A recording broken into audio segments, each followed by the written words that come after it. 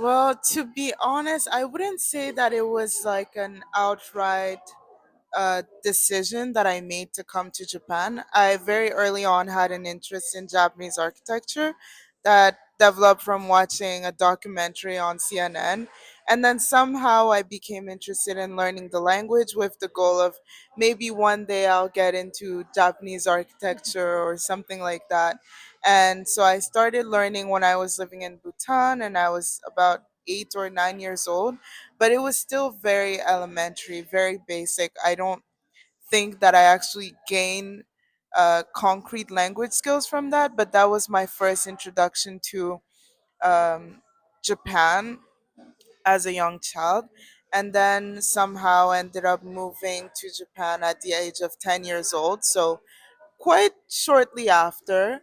And I think that in terms of Japan being my place, it took a while to actually develop that sense of belonging here. But at the same time, I think it's more about the ability to take risks. Japan is just a country like any other country.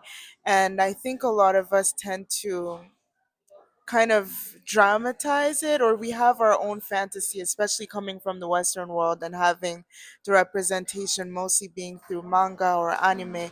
We tend to have our own fantasy of what Japan is like, really misunderstanding that these are just people like us and they have their own similar goals and aspirations just like us. And once I was able to bridge a little bit of the language gap with my peers in my Japanese primary school, I was really able to gain that sense of belonging and that sense of, oh, they're actually just like me.